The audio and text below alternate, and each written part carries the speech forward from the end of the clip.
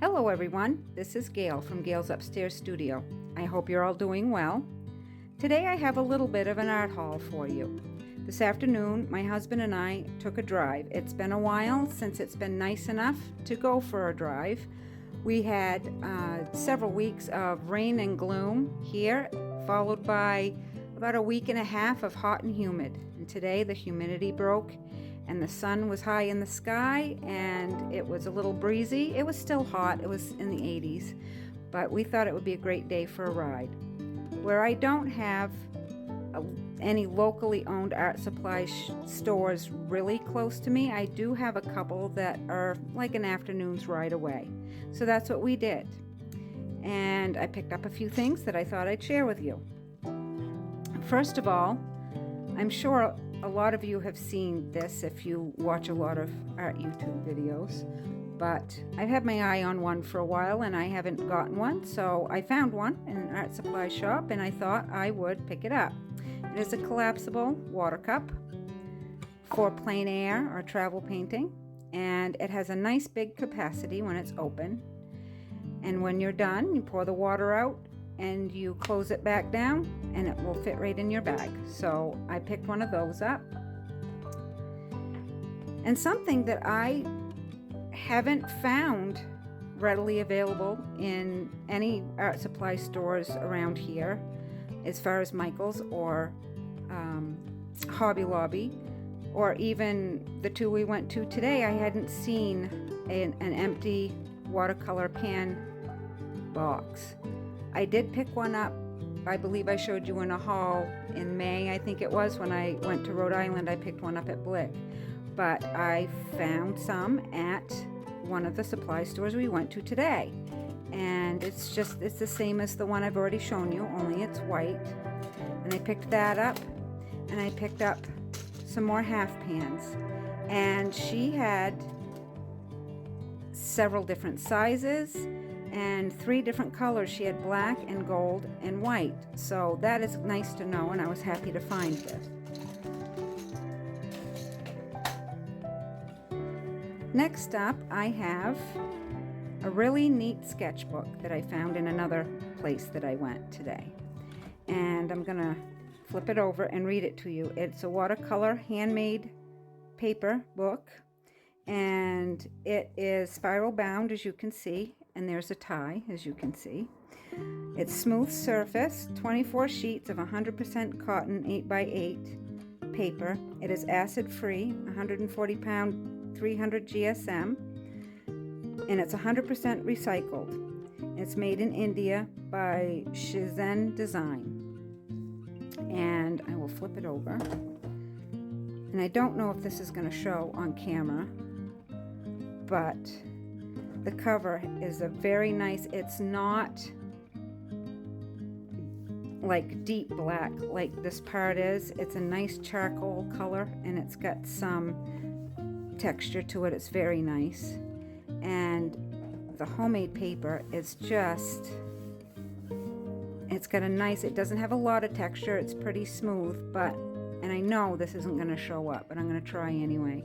You can see different places where you can actually see the fiber that's in the paper, and it's, I don't think that's showing up, but it's very interesting, and it's the weight that I like, and it's about the same texture on the back as on the front. I don't know if I'll find a difference when I'm actually painting on it, but I had some thoughts that I might work on building my detail on single blooms. So I think I thought I might do some single bloom flowers and really do some deep studies on details and how the light hits and things like that. And I don't know if that's exactly what I'll do with it, but that's one thought I have. And it just seems special. The tie helps that, and I don't generally buy, I do have a couple, but I don't generally buy wire-bound sketchbooks, but for some reason that tie kind of canceled that out for me, so I was happy to find that. And now I'm going to flip this over so it doesn't distract, and we'll get to that in a minute. Now I have these Caran d'Ache 8 set of gouaches, and it says studio on it, and I'm not sure if that means that it's student grade or if that's just what the line is called. I'll have to look that up. But I haven't done a lot with gouache.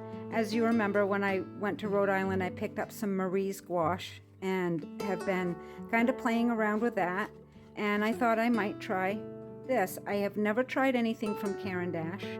I have, of course, been looking at the Neocolor 2s that they have, and they do have a pan gouache set, and I believe there's 8 pieces in that too.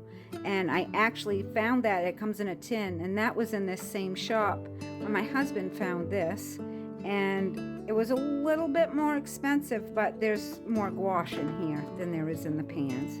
And I have found, I've tried to dry gouache down, and it flakes and all the things, but the thing I noticed the most is it doesn't have as much of a payoff. It's not as opaque, and so I'll probably play around with trying to just put a little bit out on my palette and use it right from the tube to see how I like it. And so that might be a video coming up. And as you can see, it comes in this cute little clear box, clear plastic box, and it has a little plastic mixing tray, which I'm not going to bring all the way out, and 8 colors. And I already have a bigger tube of white gouache, so I'll have plenty of white gouache. And there is a little short brush in here. I can get it out.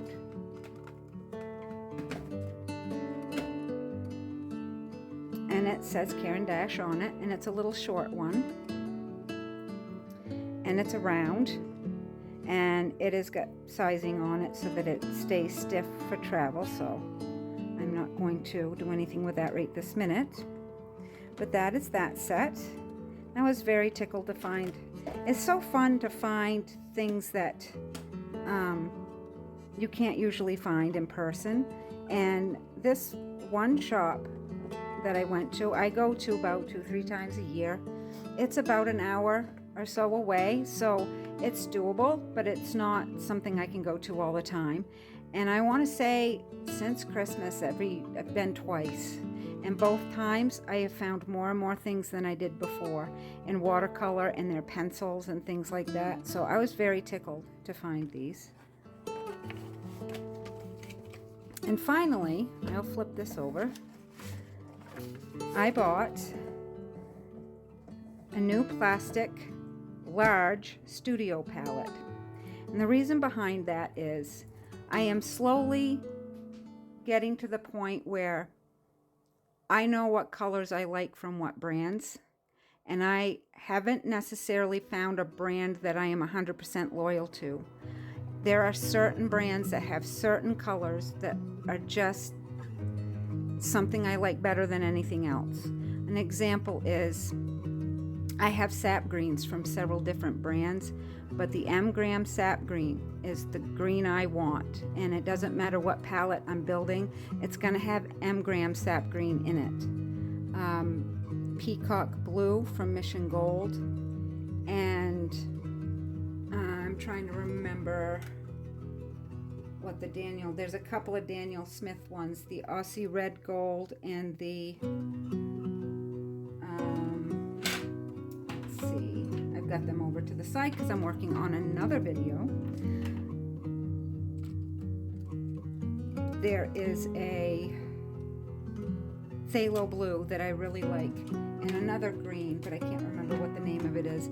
But and I am about to order some Da Vinci colors, and so I thought it might be nice to have a big tray that if I like a color, I can put it in here and I can slowly build my ultimate palette of all the colors that I like the most. And so this will be a long-term project. It will not be filled overnight. It's 32 wells for pigment, so it's going to be a while before I fill the whole thing, because only the best of what I have here is going to go in here. So, and has 3 divided mixing areas, and you can use the lid as a mixing area too, and I'll open it up and show you. It's plastic.